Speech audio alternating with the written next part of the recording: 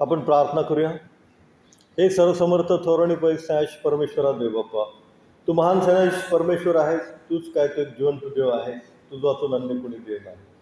सर्वसमर्थ देव बाप्पा, तुझा एकुलता एक पुत्र येशू ख्रिस्त आमचा ताळणारा, यावर आम्ही विश्वास ठेवतो. देव बाप्पा, तुझ्या वचनाची भाकर मोडत असताना आजच्या पवित्र वारी तू आम्हाला मंदिरामध्ये तुझ्या घेऊन आलास म्हणून आम्ही जे उपकार मानतो. प्रभूजी, तू आम्हाला सांभाळतोस, जपतोस, राखतोस, आरोग्य देतोस म्हणून तुला धन्यवाद देतो. प्रभूजी, तुझं वचन तू आम्हाला समजावून सांग. तुझं गौरव तू आम्हाद्वारे करून घे आणि काही चुकल्यास प्रभूजी तू आम्हाला क्षमा कर. ही लहान प्रार्थना आमचा धन्य टाळणारा प्रभू श्री याच्याद्वारे मागतो एक बापा, आमीन. आजच्या मननासाठी आपण जो शास्त्रपाठ शुभवर्तमान वाचलेला आहे, मत्तेकृत शुभवर्तमान याचा 24वा अध्याय आपण पहिल्या वचनापासून वाचलेला आहे. तर 24व्या वचनामध्ये 24व्या अध्यायामधल्या दुसऱ्या वचनामध्ये प्रभू ख्रिस्त असं म्हणतो की येथे चिऱ्यावर असा एकही चिरा राहणार नाही की जो पाडला जाणार नाही.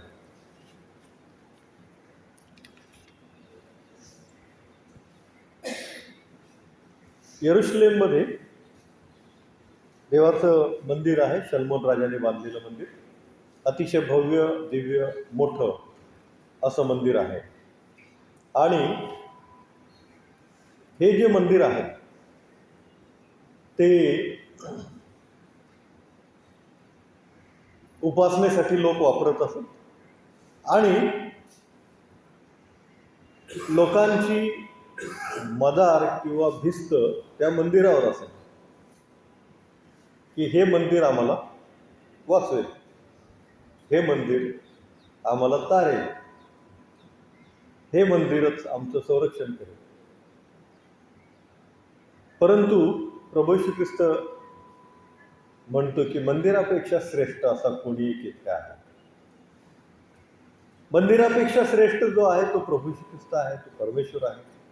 त्याला मान द्यायला पाहिजे आणि ते हे लोक करत नसत. येशू ख्रिस्त जो देवाचा पुत्र आहे त्यालाच या लोकांनी स्वीकारलं नाही, परंतु त्यांनी भिस्त केवळ त्या मंदिरावर ठेवली. आणि म्हणून प्रभू येशू ख्रिस्त म्हणतो 24वा अध्याय 2ऱ्या वचनामध्ये, तेव्हा येशू त्यांना म्हणाला, हे सर्व तुम्हाला दिसते ना, मी तुम्हाला खचित सांगतो, येथे चिऱ्यावर असा एकही चिरा राहणार नाही की जो पाडला जाणार नाही. आणि हे येशू ख्रिस्त जे बोलला ते खरं झालं. इसवी सन 66 ते 70 या काळामध्ये फार अद्भुत, विचित्र, भयंकर अशा घडामोडी घडल्या. या दरम्यान रोमन बादशाह जो होता तो होता नीरो, आणि त्याचा मुख्य सेनापती जो होता तो होता टायटस. या यहुदी लोकांनी काय केलं, यरुशलेममध्ये जे मंदिर होतं त्याच्या भोवती संरक्षक भिंत बांधली आणि यरुशलेम नगर जे होतं त्याच्या भोवती पण एक संरक्षक भिंत बांधली. आणि अशा 2 भिंती बांधल्या आणि त्यांना असं वाटलं की या भिंती आमचं संरक्षण करतील. आणि त्यांनी रोमन सैनिक जे होते, जे यरुशलेममध्ये होते, त्यांना बाहेर काढलं, यरुशलेम नगराच्या बाहेर काढलं. तेव्हा आणि त्यांनी डिक्लेअर केलं की यरुशलेम आमचं स्वतंत्र आहे. तेव्हा नीरो बादशाह चिडला आणि त्याने पुष्कळ मोठं सैन्य या टायटस या मुख्य सेनापतीच्या स्वाधीन केलं. आणि टायटस हा सेनापती पुष्कळ सैन्य घेऊन यरुशलेमवर चालून आला. आणि त्यांच्याकडे काही शस्त्र होती की ज्या शस्त्राने आता जशा तोफ गोळे आपण टाकतो तसे दगड गोळे टाकणारी त्यांच्याकडे काही शस्त्र होती, आधुनिक त्यावेळेची. आणि त्यांनी ते दगड गोळे मारून मारून मारून मारून ती तटाची भिंत जी होती ती पाडली, खिंडार पाडलं त्याला, आणि त्यातून पुष्कळ सैन्य आत घुसलं. आणि पुन्हा मंदिराभोवती बांधलेली जी भिंत होती ती पण पाडली आणि ते सैन्य मंदिरामध्ये प्रवेश. यरुशलेम नगरामध्ये घुसल्यानंतर या सैन्याला यहुदी लोकांनी विरोध केला आणि त्या युद्धामध्ये जवळजवळ 11 लाख यहुदी ठार मारले गेले. आणि येशू ख्रिस्त काय म्हणतो, चिऱ्यावर चिरा एकही राहणार नाही. त्या संरक्षक भिंती ज्या होत्या दोन्ही, त्या अगदी भुईसपाट केल्या या सैन्याने.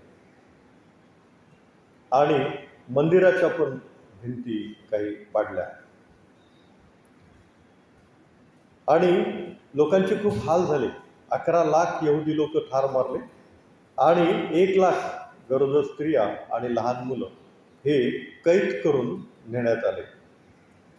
आणि म्हणून 19व्या वचनामध्ये प्रभू श्री ख्रिस्त म्हणतो, त्या दिवसात ज्या गरोदर व ज्या अंगावर पाळणाऱ्या स्त्रिया असतील त्यांची केवढी दुर्दशा होणार. आणि खरोखर या स्त्रियांची खूपच हाल झाले त्यावेळेला. इसवी सन 70 मध्ये या गोष्टी झाल्या.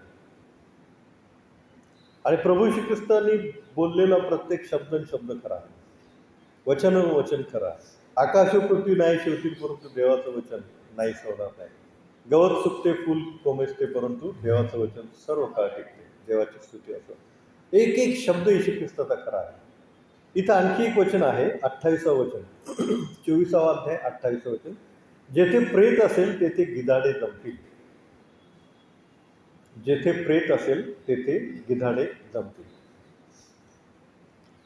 आता हे जे यरुशलेममध्ये राहणारे यहुदी लोक होते त्यांना येशू ख्रिस्ताने प्रेत असं म्हटलेलं आहे. याचं कारण ते जिवंत आहेत, परंतु ते येशू ख्रिस्ताला मानत नाहीत. जिवंत असून येशू ख्रिस्ताला न मानणारे म्हणजे ते मेलेल्यात जमाय, म्हणून त्यांना प्रेत असं म्हटलेलं आहे. आणि जेथे प्रेत असतील तेथे गिधाडे जमतील. हे रोमन सैन्य जे आहे त्यांना येशू ख्रिस्ताने गिधाड असं म्हटलेलं आहे. कारण गिधाड जसं प्रेतावर तुटून पडतं आणि त्याचे लचके तोडतं. गिधाड माहिती ना तुम्हाला? गिधाड हा पक्षी आहे. ते जसं प्रेत असेल तर तिथे येतं, त्याचे लचके तोडून सगळं त्याचं मांस संपून टाकतं. तसं ह्या रोमन सैनिकांनी केलं. म्हणजे सगळी धुळधाण करून टाकली आहे यरुशलेममध्ये असणाऱ्या सर्व यहुदी लोकांनी.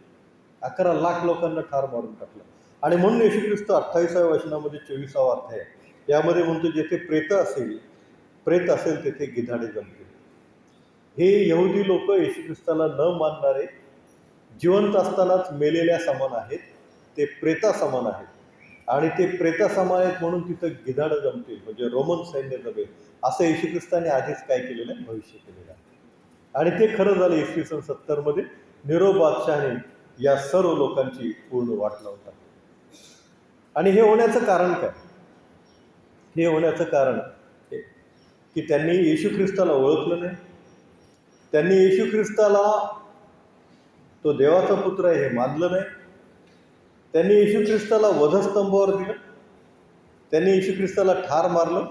आणि इतकंच नव्हे तर ते काय बोलले की त्याचं रक्त आमच्यावर आणि आमच्या मुलाबाळांवर असू दे. मग त्यांनी जे पाप केलं त्या पापामध्ये ते स्वतः आणि त्यांची मुलंबाळं सहभागी झाली, हे त्यांनी त्यांच्या तोंडाने कबूल केलं. आणि म्हणून ते लोक पण मारले गेले, त्यांची मुलंबाळं पण मारले गेले. इसवी सन 70 मध्ये रोमन इतिहासामध्ये घडलेली ही घटना आहे. आत्ताच 15 ऑगस्ट आपण साजरा केला, भारताचा स्वातंत्र्य दिन. आणि 15 ऑगस्ट 1947 रोजी भारताला स्वातंत्र्य मिळालं, आपल्याला माहिती आहे. आणि बायबलमध्ये केंद्रस्थानी असलेला देश जो आहे इस्रायल, त्याचं स्वातंत्र्य याविषयी आज आपण थोडंसं चिंतन आणि मनन करणार आहोत. या इस्रायल देशाला स्वातंत्र्य कसं मिळालं? तर आपण पाहतो की हे यरुशलेम रोमन सैन्याने पूर्णपणे काबीज केल्यानंतर यहुदी लोक तिथून सगळे पांगले, इकडं तिकडं विखरले गेले.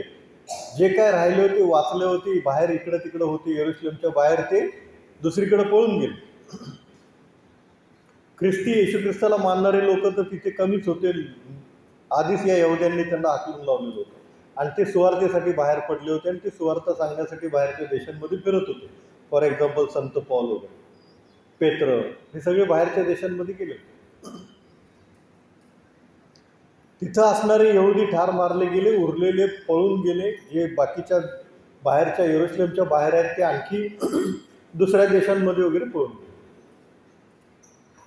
आणि यहुदी या यरुशलेममधून, इस्रायलमधून निघून गेले किंवा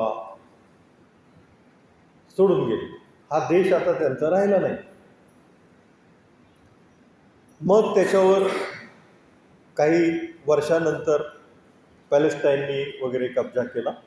त्या यरुशलेमवर, इस्रायलवर पॅलेस्टाईननी कब्जा केला आणि पॅलेस्टिनी लोक तिथं राहू लागले यरुशलेममध्ये आणि सर्व इस्रायलच्या भागामध्ये. परंतु यशया या संदेष्टाने लिहिलेल्या ग्रंथामध्ये एक भविष्य केलेलं आहे. ते भविष्य आपल्याला यशयाचा ग्रंथ 66वा अध्याय 8वं वचन वाचा. यशयाचा ग्रंथ 66वा अध्याय 8वं वचन.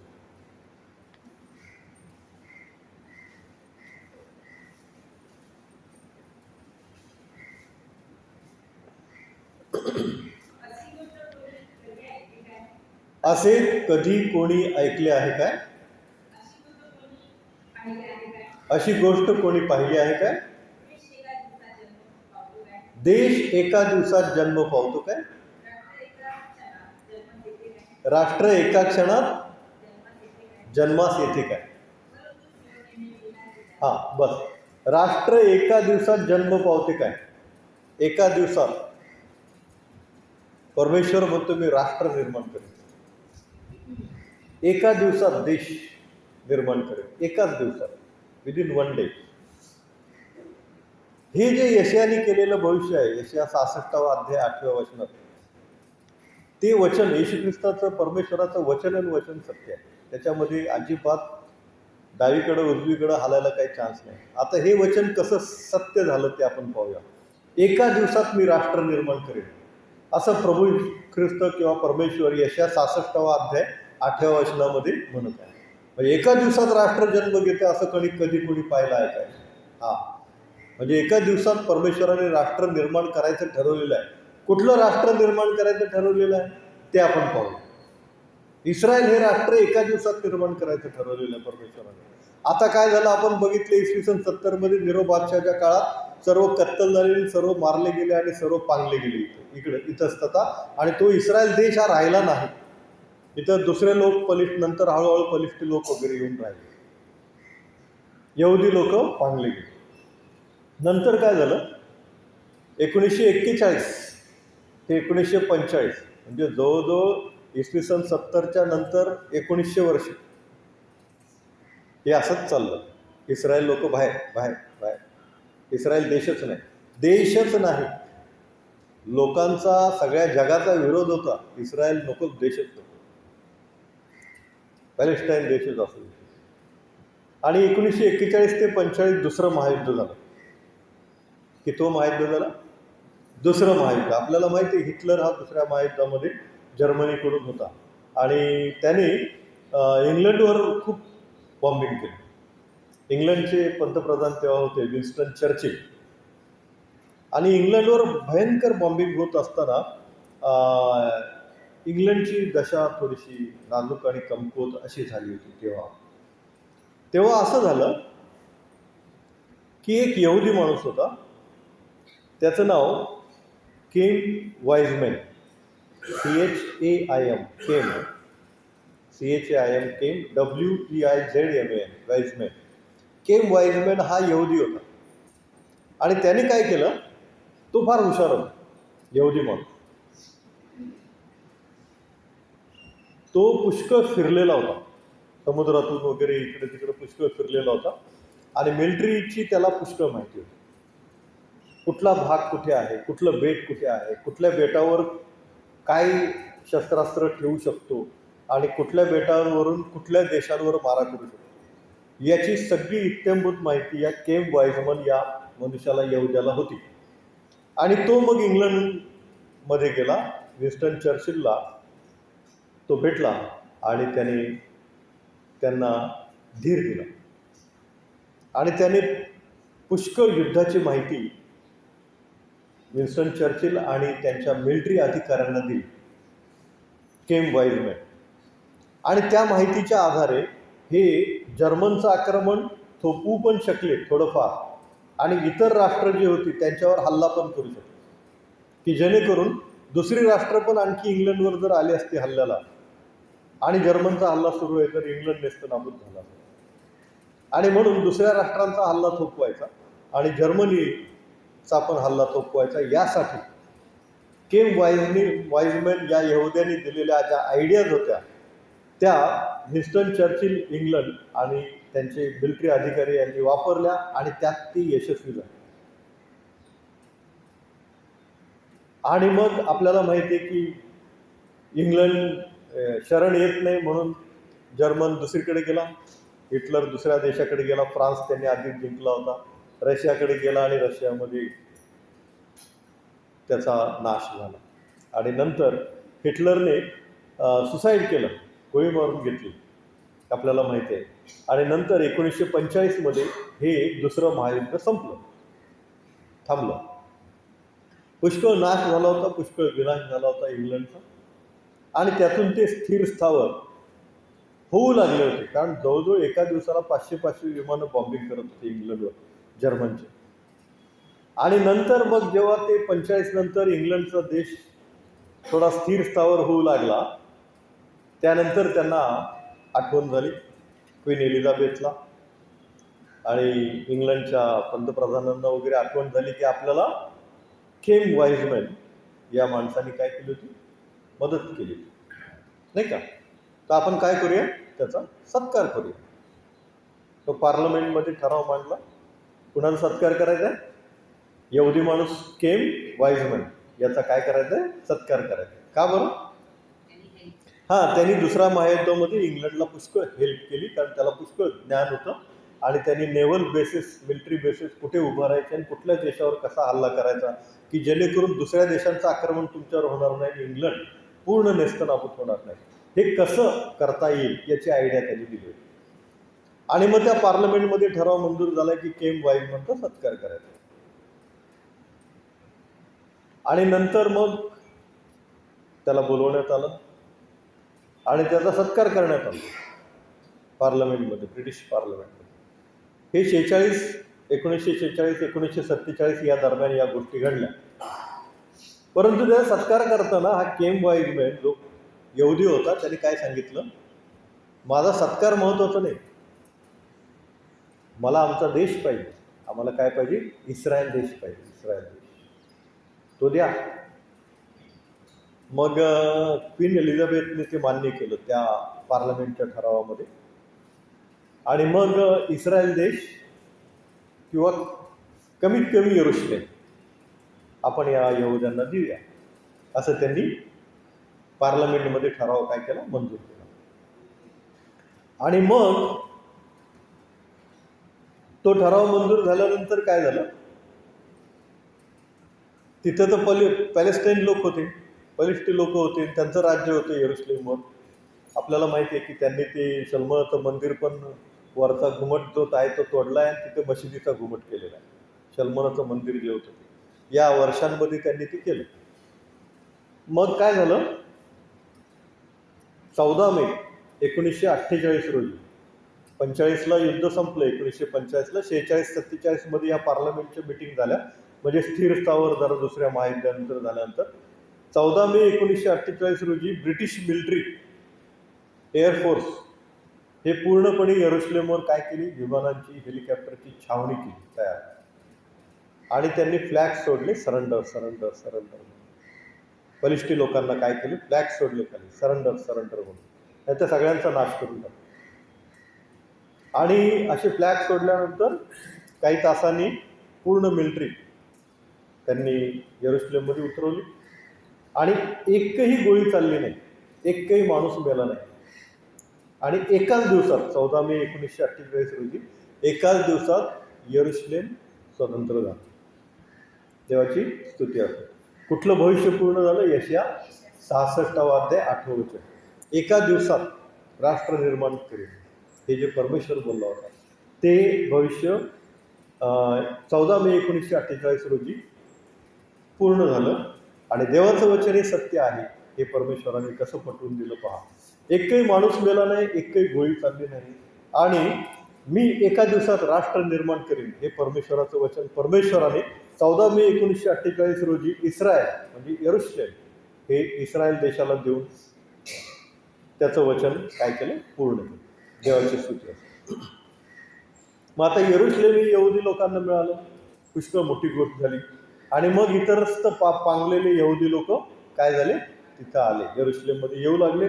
आणि हा जो केम वाईजमॅन आहे ज्याने ब्रिटिशांना मदत केली, तो इस्रायलचा म्हणजे यरूशलेम जेव्हा मिळालं त्यांना, त्या इस्रायलचा पहिला प्रेसिडेंट झाला. आणि बेन गुरियन हा पहिला पंतप्रधान झाला त्या इस्रायल देशाचा, की ज्यांच्याकडे फक्त यरूशलेम होतं, बाकी काही नाही. आणि नंतर मग यरूशलेम मिळाल्यानंतर त्यांनी, ते स्ट्रॉंग लोक आहेत यहुदी लोक, ते देवावर विश्वास ठेवणारे लोक आहेत, त्यांनी बाकीचा जो भाग आहे इस्रायल देशाचा म्हणजे यहुदा प्रांत, गालिल प्रांत, शमरोन प्रांत वगैरे हे जे प्रांत आहेत ते घेतले होते मिस्री लोकांनी, इजिप्तच्या लोकांनी आणि सिरियाच्या लोकांनी वगैरे घेतले होते, पलिष्टी लोकांनी घेतले होते. ते हळूहळू एक एक प्रांत युद्ध करून त्यांनी घ्यायला सुरुवात केली. आणि एक एक प्रांत त्यांनी घेतला. आणि पूर्ण इस्रायल देश जो होता तो आज या इस्रायल देश म्हणून जगाच्या नकाशावर आहे. देवाची स्तुती आहे. आणि ही 1948 पासून त्यांना काही युद्ध करावे लागले. आणि त्या युद्धामध्ये काय झालं, त्यांनी हे सर्व काबीज केलं, सर केलं. परंतु ह्या बाकीच्या लोकांना ते बघवत नव्हतं. आणि म्हणून एक 6 दिवसाचं युद्ध गाजलं जगाच्या इतिहासामध्ये, 6 डे वॉर म्हणून ते फेमस आहे. यामध्ये इजिप्त, सिरिया, पॅलेस्टाईन या देशांनी काय केलं, हल्ला करायचं ठरवलं, की बाबा आपला जो भाग घेतलेला आहे या इस्रायलने तो परत घेऊया. इजिप्त, सिरिया आणि पॅलेस्टाईन तिघं एकत्र आलं. आणि तिघं एकत्र येऊन हे इस्रायलवर हल्ला करणार ही बातमी इस्रायल देशाला कळाली. तर ती जवळजवळ एकाच इजिप्त देशामध्ये 450 लढाऊ विमानं त्यांनी गोळा केली होती, तिन्ही देशांची मिळून. आणि तिथून ते येऊन हल्ला करणार होते. ते एकाच रात्रीत त्यांनी ते सगळं तळच उद्ध्वस्त केलं. 450च्या 450 विमानं सगळी नष्ट करून टाकली एकाच रात्री इस्रायलने. आणि हे 6 दिवस युद्ध चाललं. 7व्या दिवशी ते शब्बात म्हणून पवित्र मंदिरामध्ये होते. 6 डेज वॉर. 5 जून 1967 पासून 10 जून 1967 पर्यंत चाललं. आणि हे 6 डे वॉर म्हणून फेमस आहे जगाच्या इतिहासामध्ये. या 6 दिवसात त्यांनी तिन्ही देशांची पुन्हा एकदा वाट लावून टाकली. तिन्ही देशांना पुन्हा भरपूर नुकसान केलं. तिन्ही देश पुन्हा यांच्या विरोधात येऊ शकणार नाहीत अशी त्यांची अवस्था, म्हणजे कंबरड मोडून टाकलं युद्धाच्या भाषेत म्हणायचं म्हणलं तर. ते पुन्हा करणार नाहीत युद्ध, इस्रायलच्या विरुद्ध एकत्र येणार नाहीत असं करून टाकलं. आणि 67 नंतर आता कितीतरी वर्ष झाली, जवळजवळ 50-60 वर्ष झाली, त्यांनी पुन्हा ते असं डेअरिंग केलेलं नाही की एकत्र येऊन इस्रायलवर हल्ला करावा. त्यांना बघवत नाही इस्रायल हा देश, त्याचं स्वातंत्र्य त्यांना बघवत नाही. आणि म्हणून ते इस्रायलला नष्ट करायचा प्रयत्न करतात. परंतु इस्रायलच्या पाठीशी परमेश्वर आहे, परमेश्वराचं वचन त्यांच्या पाठीशी आहे. आणि म्हणून परमेश्वर त्यांना काय करतो, सहकार्य करतो. आणि जेव्हा जेव्हा ते आक्रोश करतात, जेव्हा जेव्हा ते प्रार्थना करतात, जेव्हा जेव्हा ते परमेश्वराकडे हाक मारतात, तेव्हा तेव्हा परमेश्वर त्यांना सहाय्य मदत करतो. जेव्हा ते मिस्राच्या गुलामगिरीत होते, त्यांचा आक्रोश स्वर्गामध्ये गेला. परमेश्वर स्वतः उतरला सिनाई पर्वतावर, जळत्या झुडपातून त्याने मोशेला दर्शन दिलं. आणि मोशेला त्यांनी पाठवलं आणि त्याच्याद्वारे त्यांना सोडवलं. यानंतर पण पुन्हा जेव्हा इस्रायल लोक यरूशलेममधून बाहेर पडले, पळून गेले, इकडं तिकडं त्यांची वाताहत झाली, तेव्हा सुद्धा त्यांचा आक्रोश परमेश्वराने ऐकला. आणि परमेश्वराने किम वाईजमॅन या माणसाद्वारे काय केलं, इस्रायल पुन्हा एक स्वतंत्र राष्ट्र म्हणून निर्माण केलं. आणि आज ते जगाच्या इतिहासामध्ये आहे. देवाची स्तुती असो की या यरूशलेममध्ये आता सध्या पुष्कळ यहुदी लोक येशू ख्रिस्ताला मानत आहेत. आणि त्यामुळे यरूशलेममध्ये तिन्ही धर्माचे लोक सध्या राहत आहेत. बलिष्ठी पण आहेत, यहुदी पण आहेत आणि ख्रिस्ती पण आहेत. यहुदी लोक जे येशू ख्रिस्ताला मानतात ते बाप्तिस्मा घेऊन ख्रिस्ती झालेले आहेत. देवाची स्तुती असो. ते येशू ख्रिस्ताकडे वळत आहेत. आपल्याला माहिती आहे पॉल दिनाकरन यांनी पण त्यांचा एक प्रेयर टॉवर येरुशलेममध्ये काढलेला आहे. तिथे अहोरात्र प्रार्थना चालते. बेनिहीन आपल्याला माहिती आहे त्यांनी पण त्यांचा एक प्रेयर टॉवर येरुशलेममध्ये उभा केलेला आहे, स्थापन केलेला आहे, चालू केलेला आहे. तिथे पण प्रार्थना दिवस रात्र चालते. आणि हे यहुदी लोक हळूहळू ख्रिस्ताकडे वळत आहेत, ख्रिस्ताला मानत आहेत. देवाची स्तुती असो. एका दिवसात राष्ट्र निर्माण करीन हे जे परमेश्वराचं भविष्य आहे, परमेश्वराने यशाद्वारे केलेलं भविष्य आहे, ते 14 मे 1948 रोजी इस्रायल देश एकाच दिवसात स्वतंत्र करून परमेश्वराने पूर्ण केलेला आहे. आणि विशेष म्हणजे या युद्धामध्ये एकही मनुष्य मारला गेला नाही किंवा एकही गोळी चालली नाही. हा इतिहास आहे. त्या परमेश्वराची स्तुती असो. त्या परमेश्वराने इस्रायल राष्ट्र त्याच्या वचनानुसार एकाच दिवसात स्वतंत्र केलं, त्या परमेश्वराची स्तुती असो. आपण प्रार्थना करूया. हे सर्वसमर्थ होणे पैसे परमेश्वरा देवता, तुझं राष्ट्र इस्रायल हे तू एकाच दिवसात निर्माण केलंस, स्वतंत्र केलंस. आणि हे प्रभुदेवा तुझं वचन तू पूर्ण केलंस, म्हणून तुझ्या नावाला धन्यवाद असो. सर्वसमर्थ देवता, तू सत्य आहेस, तूच मार्ग आहेस, तू जीवन आहेस, तुझ वाचून अन्य कोणी देव नाही. सर्वसमर्थ देव बाप्पा, तुझ्याचद्वारे आल्यास वाचून आम्ही पित्याकडे जाऊ शकत नाही. तूच एक मार्ग आहे, तुझ्याचद्वारे आम्ही येतो. देव बाप्पा, आम्हाला पृथ्वीवरील स्वर्गातील सर्व आशीर्वाद दे. प्रभूच्या नावात मागतो नाही बाप्पा, आमेन.